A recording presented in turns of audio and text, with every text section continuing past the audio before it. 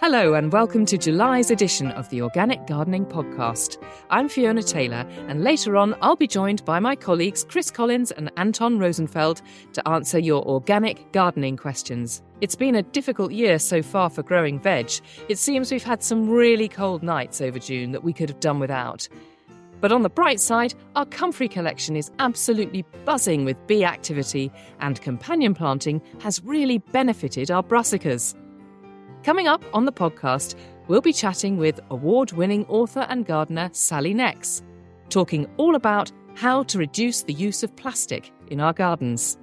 But before we start, I'd just like to thank our new sponsors, Andermatt Home and Garden. We've recently started to work with Andermatt using their plastic-free insect netting at our demonstration garden. They also do slug control with Nema slug nematodes and U-Stop slugs, a barrier made from wool. They've given us a 15% discount code for our listeners. Just visit their website, andermattgarden.co.uk. That's ANDERMATT garden.co.uk and enter the code ORGANIC15 for a 15% discount. Now, I'm off to catch up with Chris to hear how his growing season's going so far.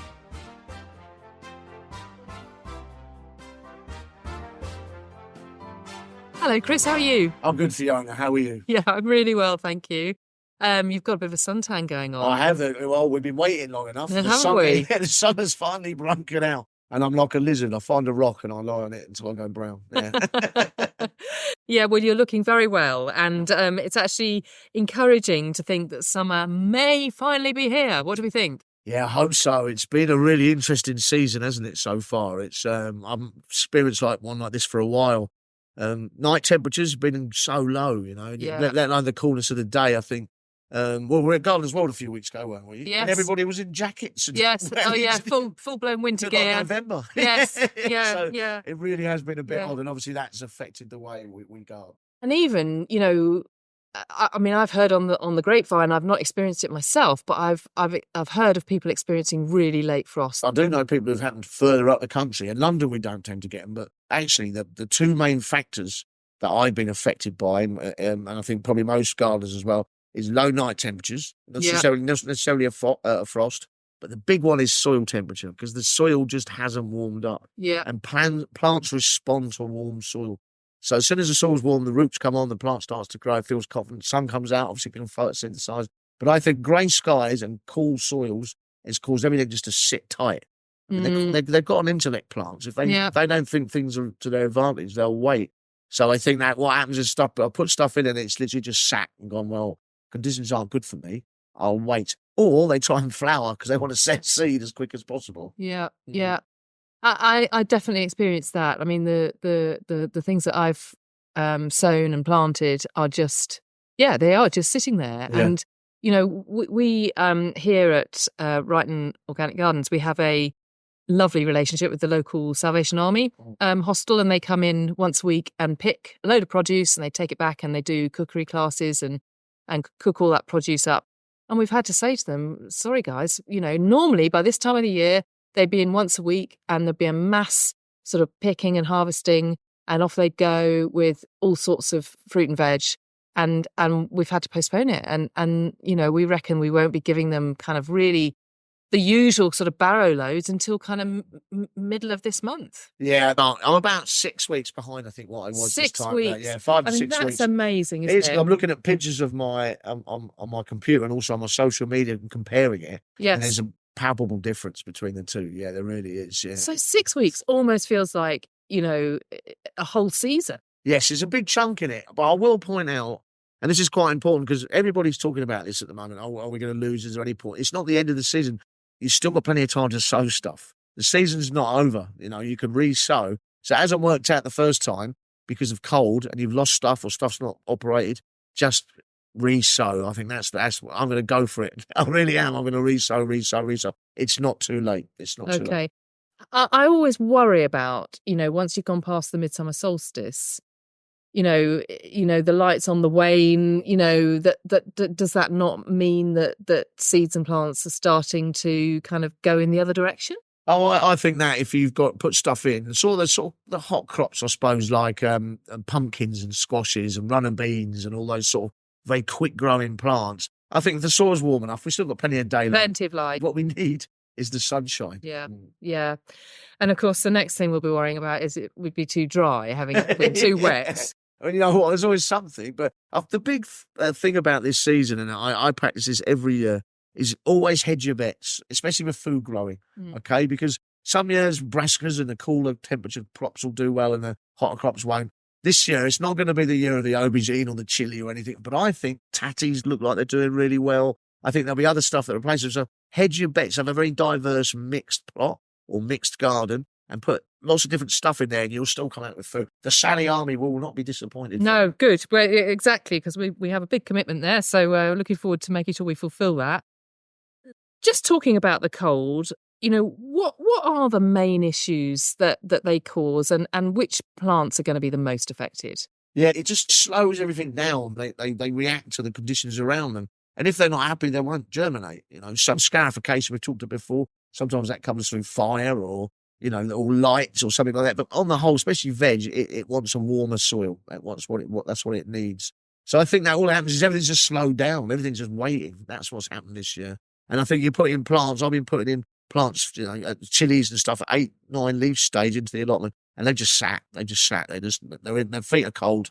They're not putting any growth on. So that's not going to kill them. It's just they're just going to be late. Yeah, I think so. It just slows everything down. Yeah, which basically means for the long season crops like chilies and stuff, probably ain't going to be a very good year because they like that long season. But other stuff will react fine. Yeah. Right. Okay. I mean, we talk a lot about tomatoes, chilies, and aubergines because we're massive fans of them, both of us.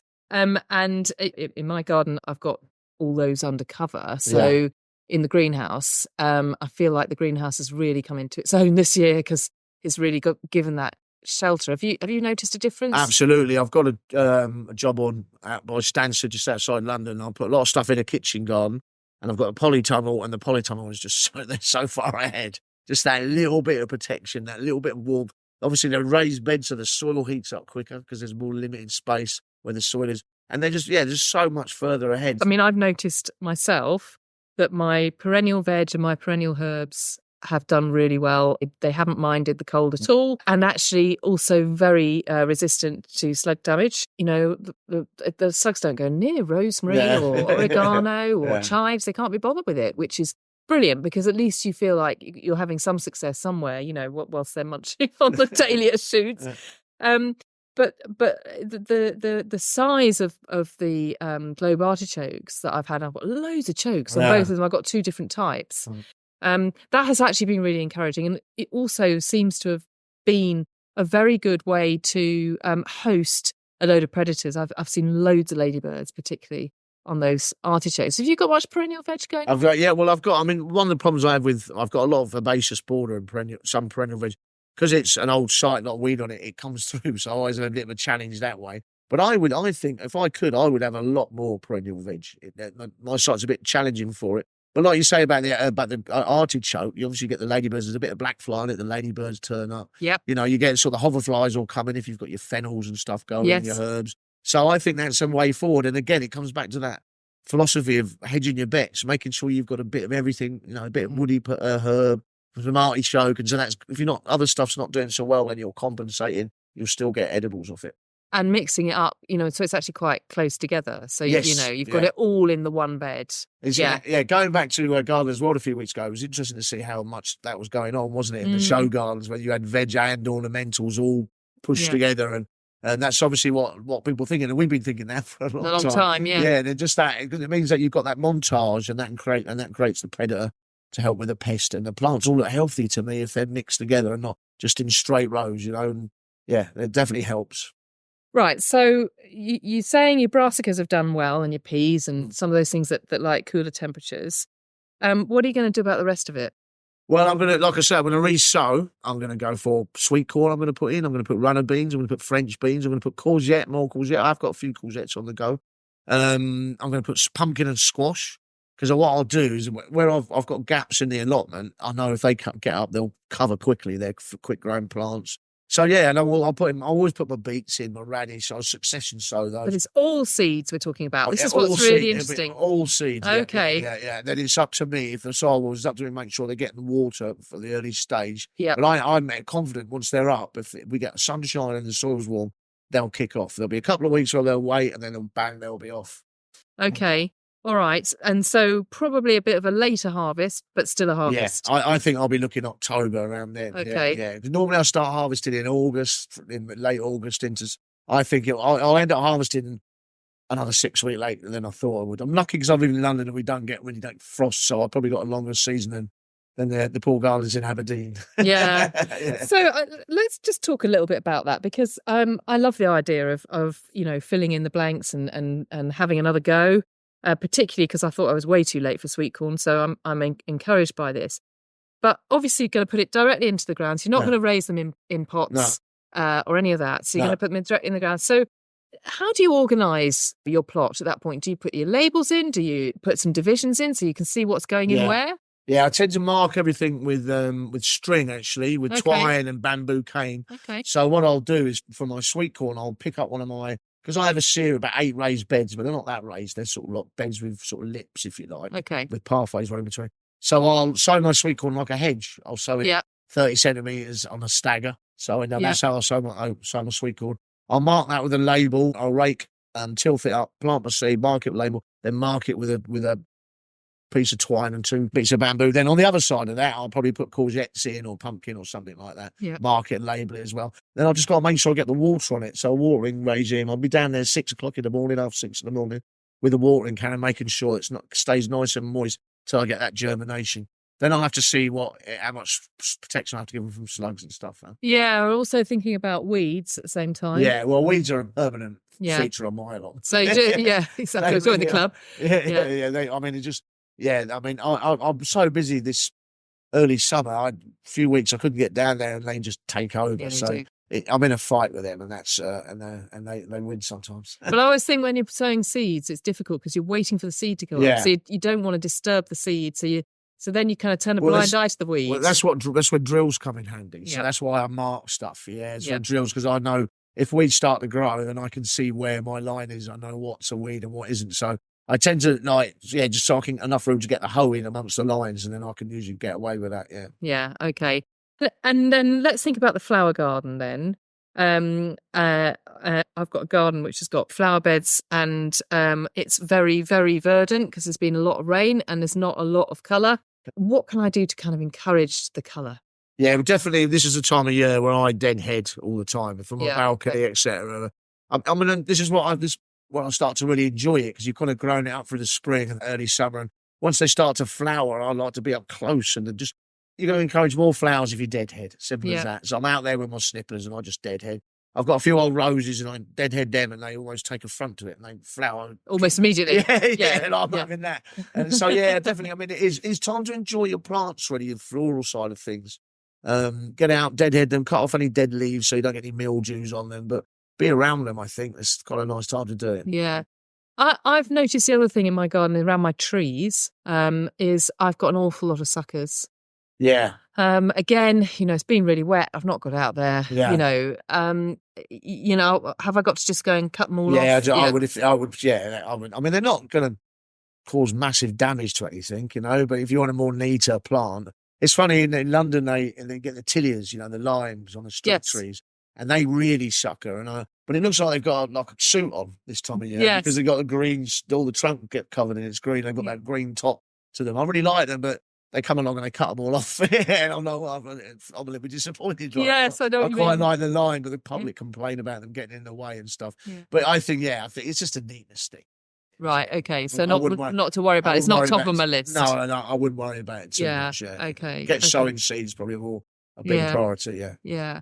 So one thing I have noticed in the greenhouse this year is I had a little bit of red spider mite last year. I've absolutely had none this year. They're too wet. They don't like the damp. It's when I was a young lads on the parks, I used to spray down after an orangery full of citrus, and we were in there spraying 4 times a day. Because when you say you were spraying, you mean you were spraying water? Yeah, I beg your pardon.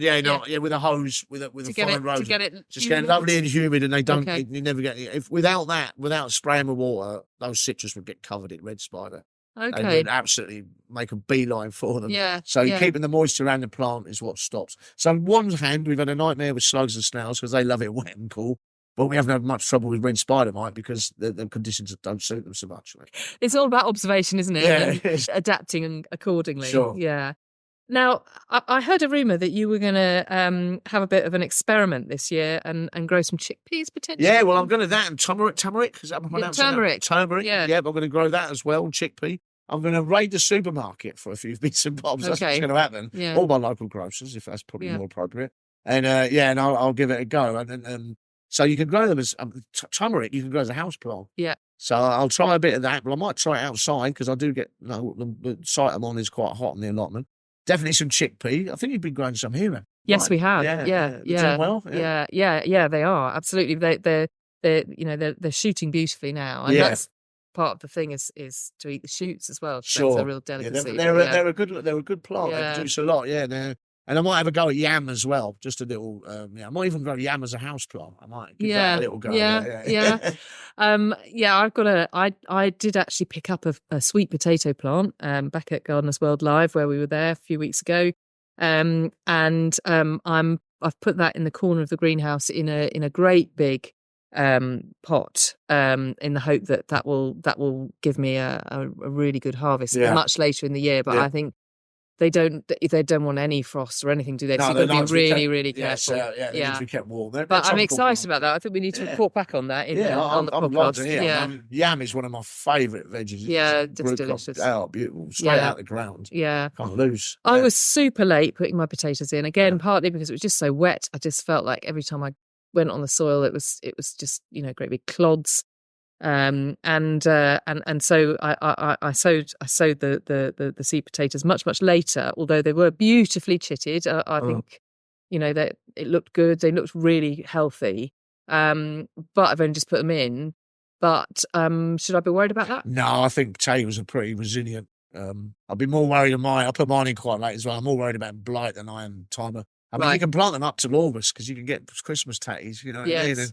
For Christmas. So I wouldn't worry, they'll catch up. They don't like frost though, do they? No, they won't be. You're not going to get one now. So I think you'd be all right. I think you'll be fine, Yeah, so maybe that was an advantage of the cold temperatures. It stopped me doing the potatoes and maybe I'll get a lovely late yield.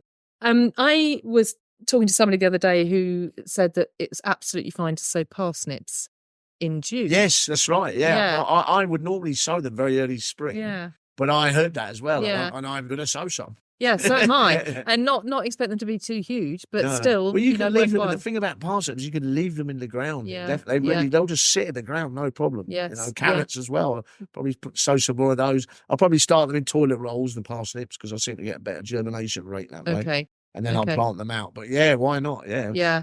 Cabbage, still sow brassicas now, can't you? Spring cabbages and stuff like that. Yeah. There's tons to do. Still tons of time.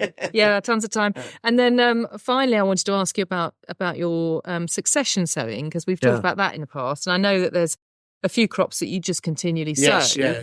And just a reminder for those of us who perhaps aren't quite so organised. Yeah, it's just, it's a spatial thing more than anything, because I like these are the quick crops, so salad leaves, come rocket, that sort of spinach. I love spinach. Right. Big fan of spinach. But what I do is I make sure I leave them 20 centimetres, 25 centimetres apart in their drills, which are the lines I put them in. And then I intersow at intervals. So 3 weeks later, I'll sow another lot. So as my first lot is cropping, I've got another crop coming through, and it just means you've perpetually got. You don't need to do that on an allotment. You can do that. I do that on a trough on my balcony. Yeah. And I don't buy salad crop. I don't need to buy any. Yeah. They're straight out into my kitchen. And the difference in taste is palpable. It really is, yeah. And you do cover them with a little bit of soil when you sow them, do you? Yeah, sow them. Yeah. So I'll do a drill. So I'll stick out my famous twine and bamboo line. Yeah. I'll get my dibber. Every good gardener's got a dibber. Yeah. And then you just make sure you put your little trench in. The rule generally is the trench is 3 times bigger than the seed itself. So if it's a 1 millimetre seed, put a 3 millimetre, 4 millimetre trench in. Cover them up, water them. Yeah, you're away. Yeah.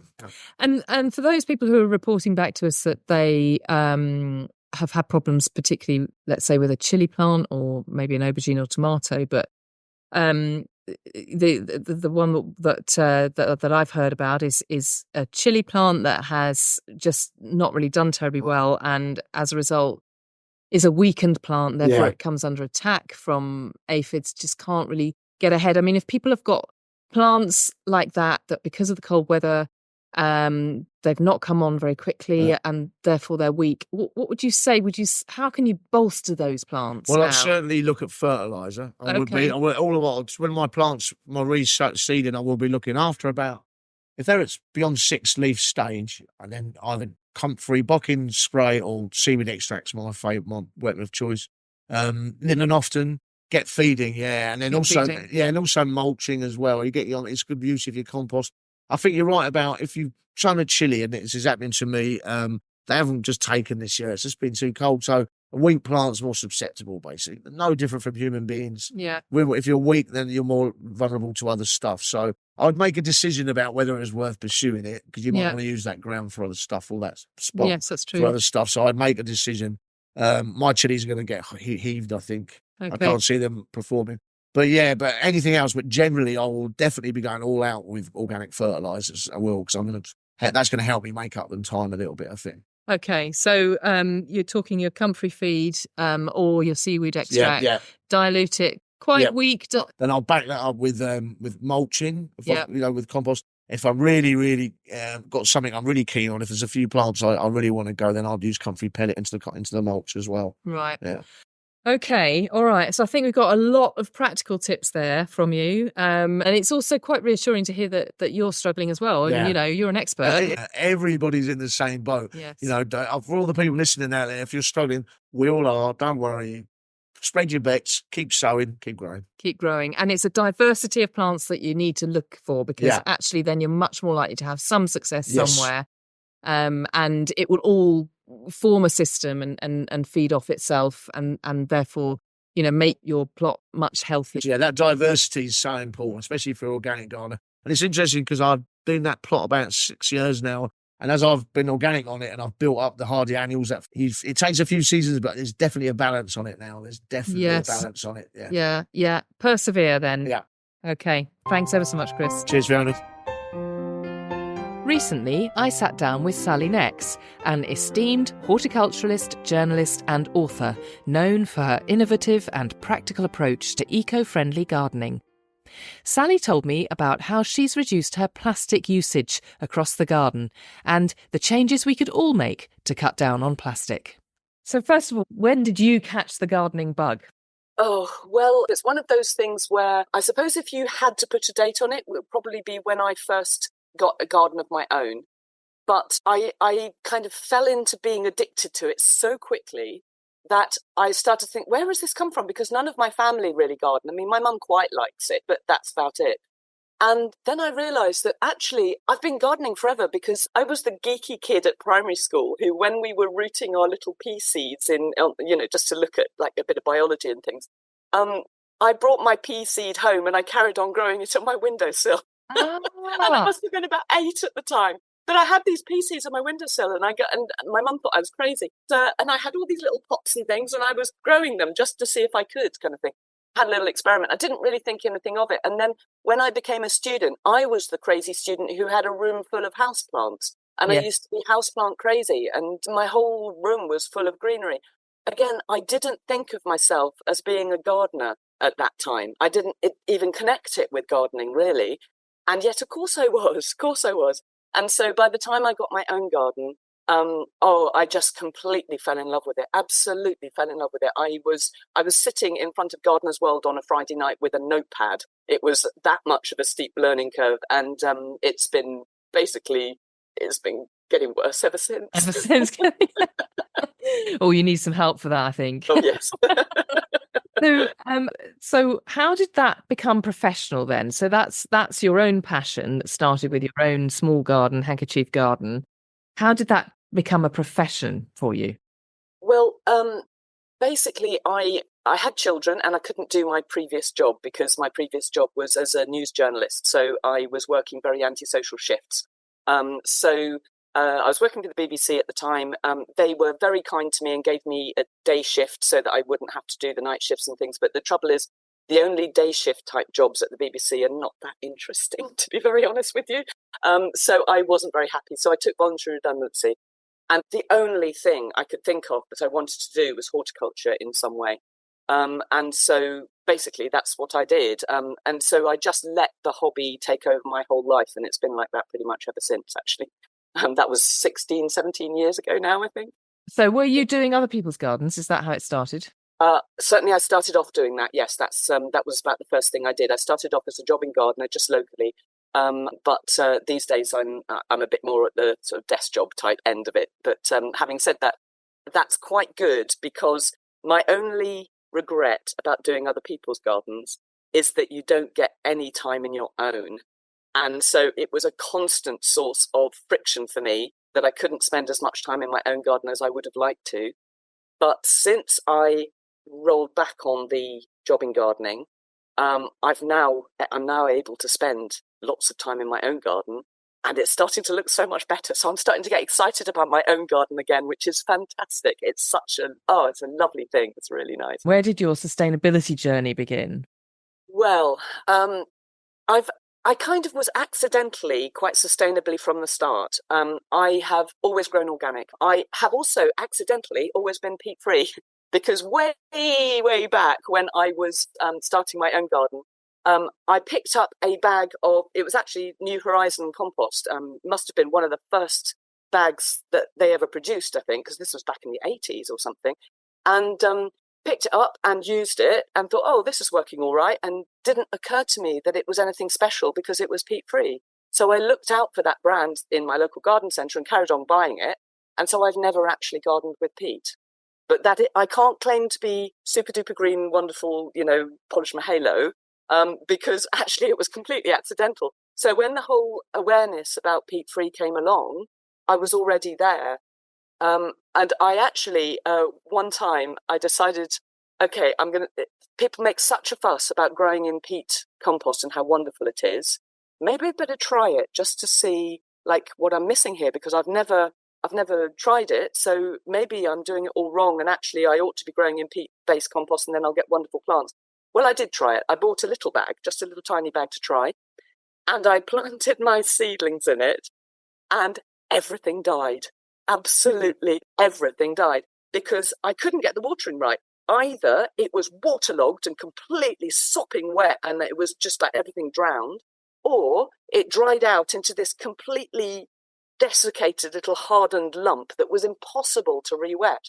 So I switched back to peat-free, and I've been very happy ever since. And then I went along to a talk way back in about 2013 or something. My daughter went and got her Duke of Edinburgh award, and the keynote speaker was this lady called Emily Penn, and she sails yachts around the Pacific, monitoring the Pacific Gyres. And she stood there and she told us about these rafts of plastic floating on the Pacific Ocean, and Midway Island, where these albatross chicks were dying because their stomachs were full of plastic. This was the first time I had ever heard anything about the plastic problem. This was way back before Blue Planet 2 or anything like that. And I was horrified. I was absolutely horrified, because a lot of what she was showing us on the screen I recognised. There's supermarket carrier bags and toothbrushes and stuff that I use every day. And so I sort of started doing a little bit of plastic reduction at home. That's kind of continuing. But then I also went out into my garden, looked at what was around me, all the plastic pots and the polythene cloches and the greenhouse insulation, bubble wrap plastic, and realised it was the same in my garden. And I thought to myself, now, if I may not be able to do a lot in my home, but my goodness, I can do something in the garden, because there must have been a time before plastic when people gardened perfectly well without it. Yeah. We interviewed Recca Mystery a couple of years ago, and she'd done an experiment in her greenhouse, and she had one side growing in terracotta and one side growing in plastic. And the yield was a third again for the aubergines grown in terracotta pots. The other thing that I've discovered is when you sow seeds into wooden seed trays, they germinate in just the same way as they would do in plastic. I've done side-by-side experiments. They germinate in exactly the same way. But within a week, the ones in the wooden seed trays are twice as big as the ones in the plastic seed trays. And the reason for that, the only reason I can think of, is because we're all aware that roots need air, yeah? When you put them into the ground, air pockets in the ground, very important. The fact that air and water can get to the roots. Well, in a plastic seed tray, there's nowhere for the water to go. There's nowhere for the air to go. There's no air exchange there at all.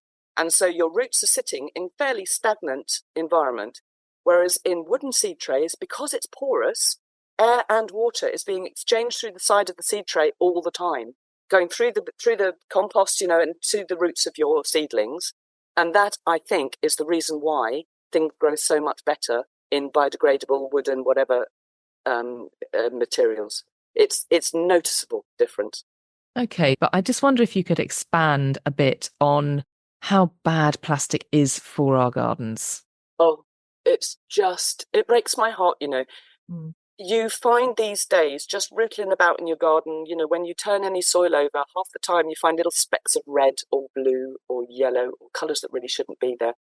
Soil pollution of plastic is becoming probably at least as much of a problem as ocean pollution with plastic.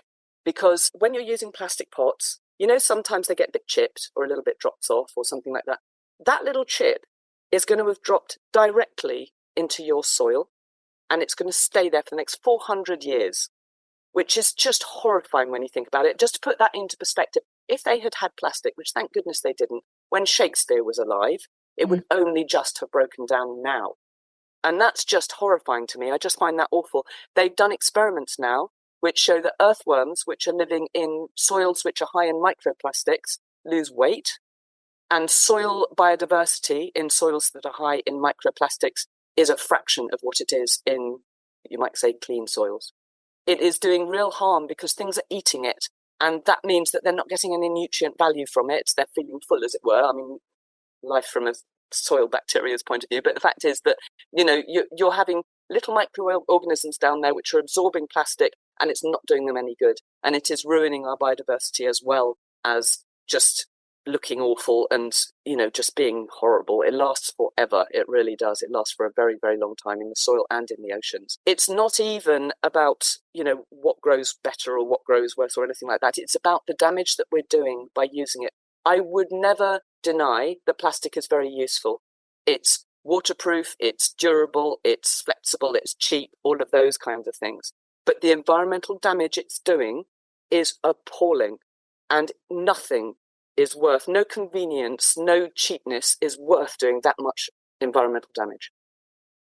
Obviously, we are very much against the use of any form of pesticide or herbicide here at Garden Organic, but therefore we advocate a lot of soil protection through netting. And we have discovered a mesh that is not made from plastic. But I just wondered, from your perspective, what kind of replacements have you found for crop protection?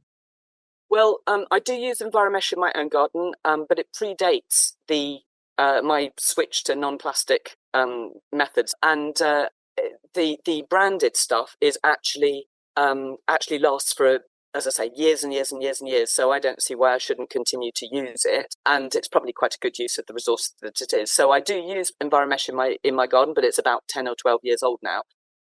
You can get a version that is made from PLA, which is basically cornstarch plastic. That's the one we use here. I'm actually about to trial it this year, so I'm really excited about that.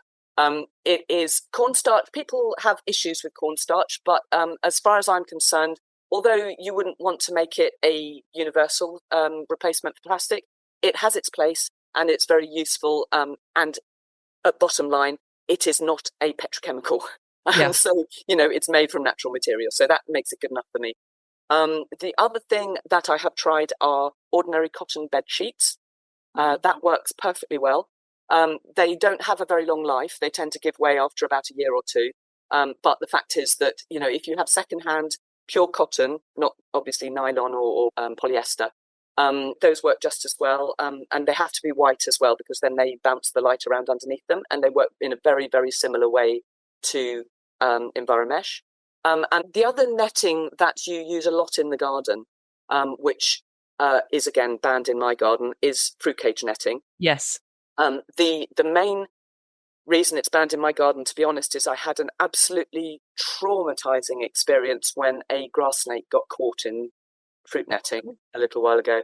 and I had to cut the poor thing out, and it was quite obviously injured. It wriggled away. It was still alive, but I've never forgotten it, to be honest. It gave me nightmares. And so that's it. From that moment, I didn't use it ever again. But obviously, you want to be protecting your fruit. Now, I've got two ways of doing this. One is very, very, very slowly, I am covering my fruit cage area with mesh cage instead. So we're talking about galvanized mesh down to 16 millimeter is the gauge that you need, because even ordinary chicken wire sparrows can get through, so they'll nick all your berries. So you need really, really small mesh. But that I'm to be honest with you, the reason it's taking me so long is I'm tracking down secondhand mesh because I don't want to be buying it new. So that's taking me a while, but very, very slowly I'm doing that. In the meantime, there is this stuff called hessian scrim that you can get, and it is basically a very loose woven hessian. So it's got it's a very similar gauge to fruit cage netting, but it's made out of hessian. And for a temporary cover over, say, a blackcurrant bush while it's fruiting, as soon as the berries start colouring up, you just cover it with that, and that works all right too. That's pretty good. And then you just remove it as soon as it's finished cropping, because at that point, obviously, you want the light and the birds to get to insects and things like that. So it's only for maybe a month or two during the summer. The only slight problem I find, I need to do experiments actually and test whether it makes any difference to ripening, because it's all right, it's fine, and things do ripen underneath it, but I do wonder whether they might ripen a bit quicker if it didn't have it over the top. So I think that the mesh is probably better, in fact, because it's less of a problem with light. Okay. What do you do about pots and also seed trays? Where can you get hold of decent stuff? Well, I'm a really, really big advocate for buying secondhand. I buy nearly everything secondhand, and I only buy new actually when I really, really have to. Half the time, actually, I'm making stuff before I'm even buying secondhand. So there's lots of it's like a tier system that I go through. But secondhand, Facebook Marketplace is my go-to. It's a really happy hunting ground for all of these kinds of things. With clay pots in particular, it's really important not to buy new, because if you buy new, every new clay pot has a very, very high carbon footprint. So you're talking about, to fire a clay pot, you need to heat it to 800 to 1,000 degrees centigrade for quite a long time, and that takes a huge amount of energy, much of which is going to be powered by fossil fuels. So it's got a very, very high environmental impact from that point of view. You've been committed to this since 2017 and doing everything you can to reduce plastic and eliminate new plastic in your own garden. But you're doing this because, you were moved by that extraordinary talk that pointed you towards plastic in our oceans. It's made you think about plastic in our soil. But what are the statistics behind this that really drive you on? Well, I mean, there are tons and tons of plastic used in the horticulture industry every single year. The real shocker is we get through 500 million pots, seed trays, bedding, plant plug things, all of that, every single year, just in the UK. So that's not even counting all of the plastic that's used in horticulture in the United States or Australia or the rest of mainland Europe or any, it's mind-blowing. So if that's 500 million each year, that's each year. So it's year on year. Yeah, year on year. Because if you think about it, okay, you go down to, say if you were an unenlightened gardener, you would go down to the garden centre in spring and you would load up your trolley, wouldn't you? With lots and lots of bedding plants, and, you might buy a couple of bigger plants, you might buy half a dozen tomato plants, all in plastic pots. You go to a plant fair or a flower show, every single plant you see is sold in a plastic pot. Now, yes, you can reuse them by all means, but when they're coming in at that rate, yes, like all the time, there's more and more and more coming in through the door. There was a survey by which made me laugh actually a few years ago, which said that the average UK gardener, bearing in mind there are 30 million UK gardeners at the moment, the average UK gardener has 38 plastic pots in their shed. I thought, well, you haven't been to my shed, Ben. Exactly. Because my shed has hundreds of them piled up. These are ones which I haven't found anywhere to recycle yet. This is a question, exactly. We problem. are all trying to reuse them. I mean, all the ones I've collected over the years, I've got them all in size order. You know, I try to be really orderly with them. I reuse them every year. I hate it. Why are they so hard to recycle? What's the problem? I've got another little pet theory about this, actually, because local councils are very, very reluctant to take any form of gardening plastic, either at curbside or in recycling centres. And I think the reason is nothing to do with the colour, because they can cope with black plastic these days. And indeed, most plant pots, if you think about it, are not even black, and they won't accept those either. So it's not to do with the colour. I think it's much more to do with the fact that even when people rinse them out, and most people, after all, don't, there are lots of bits of grit and dirt and muck in there. And when you're putting those through a recycling sorting centre, I would imagine that en masse, that would cause a real serious problem. So I think my theory is that's the main reason why they won't take them, because they don't trust them to be clean enough to be able to be processed. That said, some places do take them. There are specialist companies which actively seek out plant pots because they know that it's a big source of unwanted plastic. They seek out plant pots to turn them into things like garden furniture made out of recycled plastic. And well, it's great, except it's just moving the problem into another place. I mean, this argument around, it's okay, it's recycled plastic. Well, great, okay. But actually, we need to be moving away from it altogether. And, you know, we all want to reuse as much as we can, but eventually things will break down. You know, we have got this toxic problem. And, you know, we know that microplastics are found in human consumption, in human bellies. It is terrifying if you allow yourself to go down this route.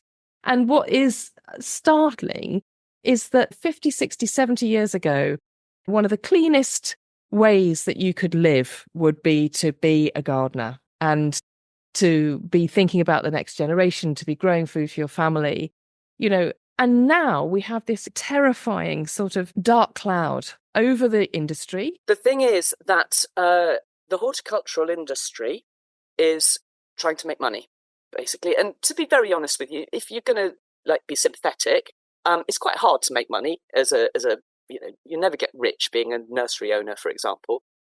So you can understand them wanting to do cheap stuff and to cut corners and to lower costs. But the problem is that comes at a great price in terms of your eco-credentials. At the moment in particular, the whole thing is set up to run on plastic. The entire horticultural industry, you have automatic potting machines which are set up to operate on plastic pots, and they can't cope with biodegradable pots. They have tried and it just doesn't work.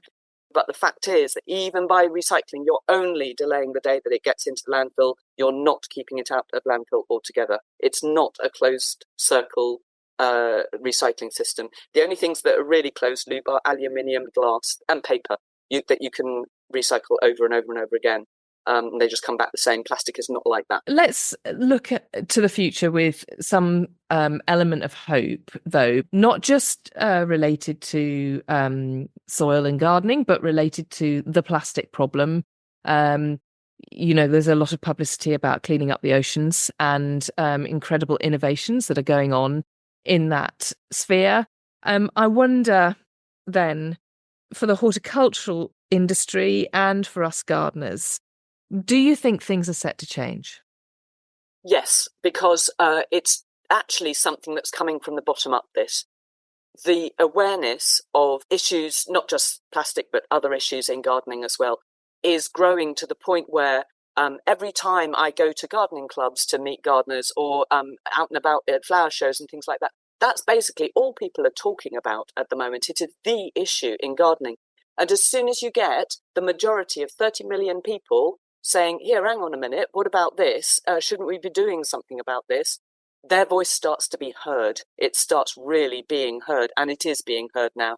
And I do think that the horticultural industry as well are somewhat reluctantly, but nonetheless, they're having to listen. So if you go into any garden centre now, you will see lots of information about their sustainability policies and all of that kind of thing.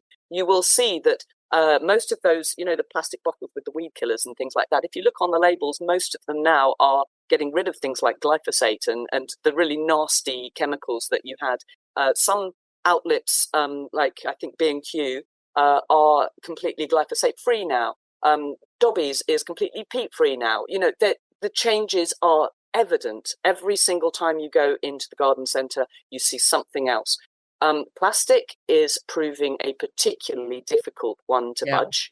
But the fact is, there are a couple of outliers who are really having a go at it, actually.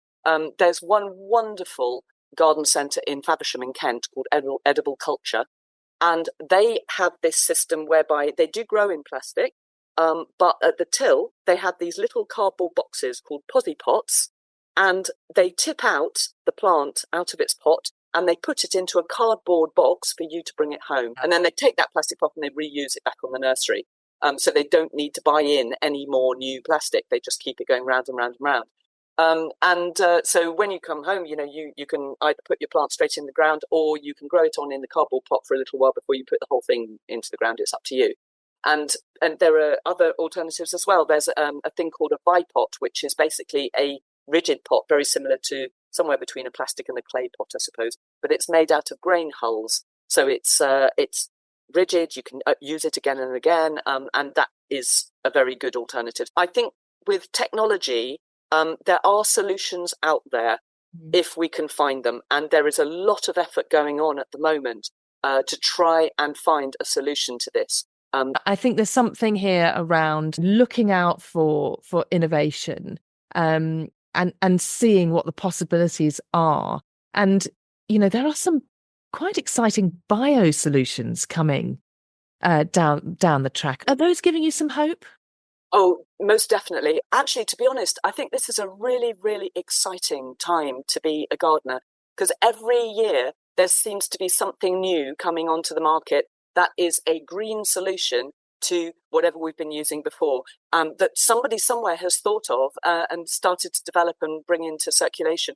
And there's funding for scientific experiments, things like, you know, experiments with using bacteria to break down plastic and things like that. Eventually, someone somewhere will find the solution to those sorts of difficulties, and indeed invent some new thing that is going to mean that we all can embrace it happily and move on forward. The other thing that really gives me such a lot of hope at the moment is that young gardeners who are coming into the profession, they're coming into this with a full awareness of the impacts of things like pollution and climate change and all of those kinds of issues, which we deal with day to day as gardeners. We're absolutely at the front line of these kinds of things. So the reasons that they're coming into gardening are not to make loads of money or to, you know, run a big business or anything like that. They're coming into it because they care about the environment.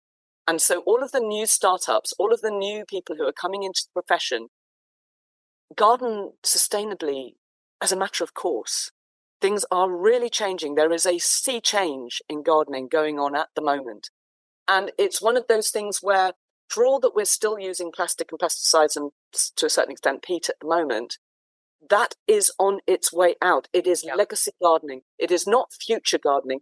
Future gardening, modern gardening, looks nothing like that.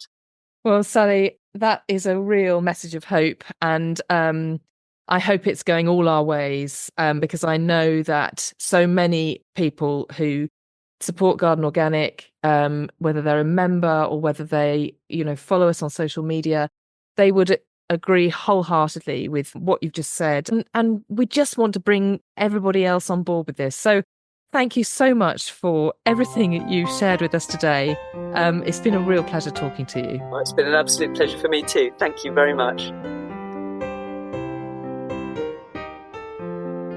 It's really fascinating to hear how Sally has changed her gardening methods to cut out plastic. So before we dive into your questions, I've asked Anton and Chris to join me to chat about the changes they're making in their gardens, just to cut down on the tide of plastic. Chris, you must have seen a huge shift in the use of plastic sort of over the time of your career. Have you got any reflections on that? Certainly have. I think there's a lot more of it now than there was when I started 40 years ago. I mean, the parks department, I know I tend to go on about my days on the parks a bit, but we were far more recyclers then. So we do a lot of seed sowing. All the bedding and stuff was produced by seed, a lot of it as well, the whole town. That was all done in wooden seed troughs, seed trays. And they were cleaned in the winter and we used them again. They were used year after year after year. So I think looking at past gardeners' techniques here, Yes. I'm sure Sally would agree with me when we were far more aware, and that's a budgetary thing as well, taking care of the money. We were far more aware of making sure everything was reused, composting, etc. So we've lost sight of that a bit, but we've become a very consumer-based society. And I think people want to, you see it when you go to flower shows, people go on, they buy lots of plants. It all comes in plastic. It's the easiest way to move it around.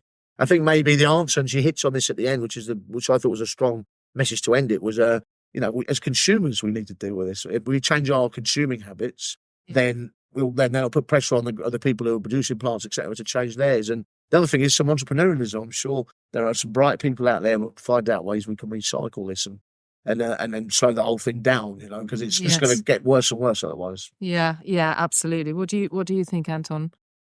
Yeah, I think it's a tricky one because a lot of us have sort of inherited this huge tide of plastic. Yes. And I mean, I'm in that boat, basically. At our house, we just have pots everywhere. And I'm not going to go cold turkey overnight on the plastic, but I think the main thing is to avoid creating a demand for more of it. So I'll use the things which have got plastic in until they wear out. So we'll still be using the EnviroMesh and using the pots and the seed trays, but when they start to wear out, we'll be looking for alternatives.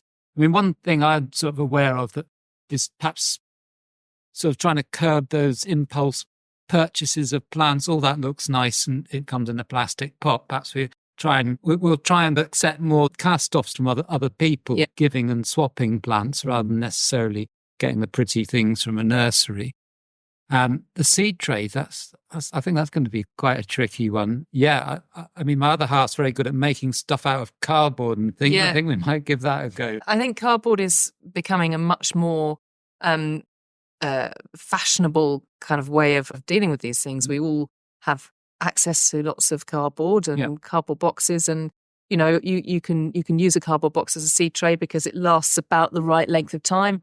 If it happens to be a piece of cardboard that's not got a load of printing over it, you can put it straight into the soil, and people do that, don't they, with toilet rolls and things like that. So there are definitely other options. I think we talk now about, you can make your own pots out of paper. Well, that's not a new thing at all, is it, Chris? I was doing it on Blue Peter 20 years ago. Exactly. So show me age, though. It's almost like we've been kind of conditioned to think that we can't live without it. Talking about cardboard and stuff, is let's look at what's around us and what we can utilise. And at the end of the day, everything's a container, isn't it, really, as long as you can drain out of it. So, I think that we just need to think it through a bit more, really, that big thing. The problem we've got is commercially, where people mass-producing plants, plastic's so convenient, that's where we are with it. So the long-term idea of it all, and Sally touches on this, is we need to think about this and focus how we produce stuff differently. Yeah, and thinking of your garden as more of a system as well, and, not always going off to buy a bag of compost, which inevitably comes in plastic. Think about what resources you've got to make your own. All those things which many of our listeners will do automatically. But I think if you're new to gardening, that kind of thing seems quite daunting. But actually, what Anton was saying there about, accept gifts of plants from other people or learn how to take cuttings, and it's not going to be many more weeks behind the garden centre plant that your cutting will indeed come forward and flourish, especially if it's planted in your own compost. Yeah, for example, if you're planting a hedge or something, you can just get bare root cuttings in the post rather than buying the things in pots. I mean, it's probably about 1/10 of the price as well. Yes. It's interesting, isn't it? Because we're talking about the joy of gardening now, producing plants for yourself, sowing seed, cuttings, producing stuff in-house. But what happens is a lot of the public, they almost shot with their eyes. You see a big hydrangea with a massive blousey of gardens, so you buy it. You're not really thinking about what's going to look like in 6 months' time. So you're skipping the joy of gardening as well. Yes. Yeah. So you kind of it's a double win if you go on, I'll sow or I'll grow or I'll swap. You're then engaging much up closer, much more personal with a wonderful subject. Indeed. And as we know, not so long ago, plastic wasn't even a thing in gardening. Let's hope we can get to that stage again. Okay, well, on to some of the questions that listeners have sent in to us. First of all, slugs and snails, everybody. There's a big surprise there. Slugs and snails are having a feast on my allotment, and the dahlias just aren't coming up at all. I've tried shells and wool pellets, but no luck in deterring them. I was wondering what your thoughts are on organic slug pellets. Oh, golly, well, here we go, Anton. Big subject for you, this. So the organic slug pellets tend to be the ones which are made from iron phosphate. I personally would only use them as a last resort.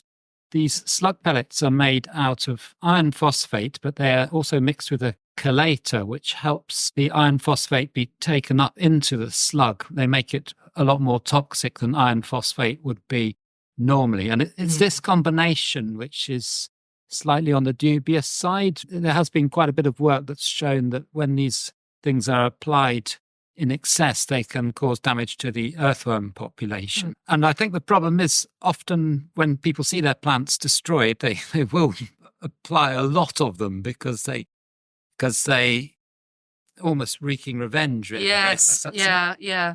So there must be loads of slugs, therefore I need loads of slug pellets. Exactly. Yes. So make sure that you do just apply the amounts that you want. You don't need to apply as a barrier because they've actually got a bait in them as well. They've got a cereal bait which will attract the slugs towards them. So you don't have to completely surround your plants with these slug pellets. We do use them as a very, very last resort in organic systems. So if you are a commercial grower and you're certified organic, then you cannot use them on a regular basis. You have to apply for permission to use them and basically state what other things that you have done first to sort of try and mitigate the slug problem. So only a last resort, really. Okay. I mean, I do have a lot of empathy here because I left my dahlias in and had exactly the same issues. So they were absolutely fine because it was quite a warm winter, but any kind of new growth coming through has just been consistently taken off. And so in the end, no dahlias. I mean, Chris, what's your approach? It's funny, isn't it, this year? I've noticed everyone's saying, don't mention the S word. That's how bad slugs and snails have been. Yes, it is. It's been, well, we've had cool, wet weather. It's been a slug rave. Yeah. I put 6 runner beans out on my balcony. I'm 10 metres up in the air, and I had 30 snails on it. And so obviously, because there's so much of them, they are going for everything this year, where they might have been a bit more focused. I don't think there's a silver bullet for slug and snail treatments. But I think if you get wildlife into your garden, if you can get some frogs in there, get a pond, get some frogs in there, we'd all love a hedgehog. I know they're rare these days, but that would be wonderful. Then barriers and traps. It could be a bear trap or it could be, eggshells. A multiple approach. My big one is picking them off. I've got an old pair of tongs. That's what happened to my 30 snails, and they were marched off the premises. So I just think that, don't think there's one silver bullet. Make sure you're thinking about it laterally, that there's a series of things to help combat it. Definitely. Yeah. Okay. All right. Right, another question here. We're on to strawberries now. Can you help with an issue on my strawberry patch? The strawberries are being taken off the plant and being piled up in small clumps either within the strawberry patch or to the side. The patch has been stripped of all fruit over several weeks. Do you know what it might be and what I can do to avoid it next year? Quite interesting behaviour, this, from something or someone. Anton, any clues? I'm just taking a guess. It sounds like the behaviour of a crow or a rook. They do seem to like picking things out and then making little piles of them. I love the idea of a crow pantry. I remember talking to this farmer once and he said, it must be quite boring being a crow all day, so this is why they do this sort of thing. So they pile them up. Do they come back for them? And they might do. I mean, I have more commonly seen it done with plants. And the reason they do that is because they're looking for the leather jackets and other sort of grubs underneath. Okay. So they're not actually interested in your plants, but they're quite tidy. So they just put them in a nice pile at the end of your row. But the strawberries, perhaps they are making a little stash to come back to later. Okay, but we think it's bird I think so. Behaviour, bird damage. Chris, you have a lot of bird damage that we often talk about the pigeons, don't we? Yes, my nemesis. Yes. Just how can you protect your fruit against? Yeah, I agree. I definitely think it's birds. Crows and they're very clever birds, aren't they? They're not, they've got an intellect, so obviously there's a little plan going on, I reckon. Yes. But I'll give you a real life example. I put a strawberry bed in a place I'm working at the moment, and it's raised sleepers, one sleeper high. and the strawberries went in and they were getting attacked. So I just put chicken wire. That would be my solution. Yeah. You can net them, but netting's quite a lot of faffing. You know, you got to take it off to weed, put on. Whereas with chicken wire, you can just tack it in one end of the sleeper and then roll it out and tack it down. It's very malleable, so you can move it around. Maybe lift it about 6 centimetres, 10 centimetres above the plant. I think that will stop it. I really do. It's not a very expensive way to stop it as well, so it's quite cheap to do. Chicken wire, I reckon, is the one. Okay. We talked about rooks and crows and pigeons. We've talked about chicken wire to protect your strawberries. What about bird scarers? I mean, what about the old kind of, silver CD on the end of a bit of knitting wool? And what about scarecrows? I mean, surely that's the way we're supposed to be organically, discouraging birds, Anton? Well, believe it or not, there was actually a bit of scientific work done on this where they got scarecrows, they got CDs, they got bird scarers. A lot.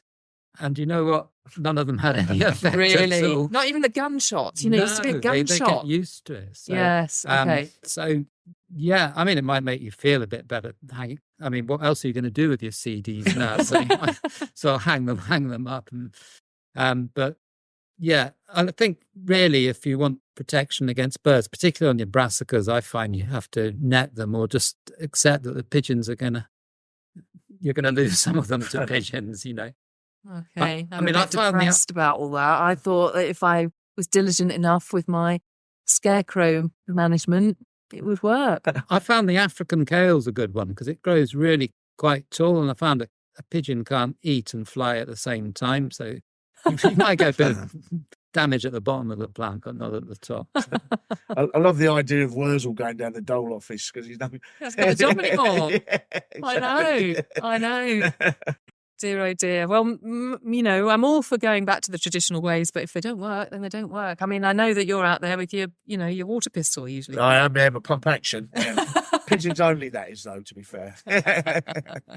I want to talk now about woolly aphid. So, we've got a question here. Could you advise on the best way to control woolly aphid on an apple tree, please? Okay, Anton, over to you first. What is it? Explain it to us what it looks like for the uninitiated. So the woolly aphid is a sort of black sap-sucking insect. Yeah. But what you're more likely to see is just this sort of great big woolly mass that appears in the spring on your plants. They sort of secrete this sort of waxy mess all over themselves to protect themselves.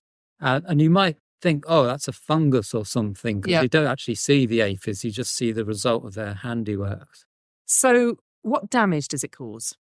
Well, it's mostly on the sort of growing tips because they really go for that. So it tends to distort the growth a bit. But if there's any other sort of slightly damaged bits, then they can sort of cause the bark to become more damaged. And then that can allow sort of fungi and things to get in as well, cause secondary infections, particularly canker as well. So it's the sort of secondary damage that's caused. On a small basis, they're not, you can live with them. They're not too bad. It's just when they start to get out of control, really, that it's a problem. Right. Okay. And do they affect other fruit trees? We've obviously talked about an apple tree here, but other crops? So they affect apples. They might affect the crab apples as well. The pyracantha is a fire thorn, and cotoneasters as well. So they might be on those other plants as well. You might want to have a look around if you've got those other plants growing in your garden. They might be a sort of host for your apple trees. Right. Okay. How do we control these, Chris? Because obviously it must be quite alarming if you discover you've got quite a serious infestation here. Yeah, see, I mean, I'm looking after an orchard at the moment. It's one that I need to reclaim. The client wants me to reclaim it, and it's got really bad woolly aphid. But I think that my first thoughts of it would be physical removal. So you can get up and you can scrub it off, that kind of thing. Traditionally on orchards, you encourage earwigs to come in. Earwigs would feed on some normal things that would feed on aphids. You try and encourage into the orchard as well. So earwigs are certainly traditionally the way we should do it. One little trick, as we talked about a few times, is rot holes. Get an old branch which has got a rot hole in it with another branch that's broken off, nice and wet and gooey, and that'll encourage the earwigs as well. The thing I'm looking at while during the winters, I can see that orchard is quite old, and the the growth on it's really thick and tangled and crossing. And, Yes. and I think just to thin the plant out, just to give it some air, let the air move through it, prune it properly, hand remove as much as you can. Hopefully the problem will be a little bit less the following year. Right. Okay. So we can kind of scrub it off if you get to it early enough. I think, like you polish your shoes, a brush like that would probably be good because you're getting into like it says, it gets into the fissures in the tree. I mean, apples tend to get quite gnarly as they get older, so you just get in there. The brush's needles will get right in and hopefully give them a good scrub out, Right. Okay. All right. Very comprehensive answers. Thanks again. Great to hear from both of you. See you next time. Cheers. Cheers then. Please join us again next month, where we'll find out if Chris's newly sown veg has caught up. Do send us in your organic gardening questions. You can contact us via our website or social media. We're at Garden Organic UK on Facebook, Twitter, TikTok and LinkedIn. And if you're not a member of Garden Organic already, now's a great time to join. Thanks again to our sponsors, Andermatt. Use the code ORGANIC15 for a 15% discount on their plastic-free biodegradable insect netting at andermattgarden.co.uk. And thanks to Kevin MacLeod for the music.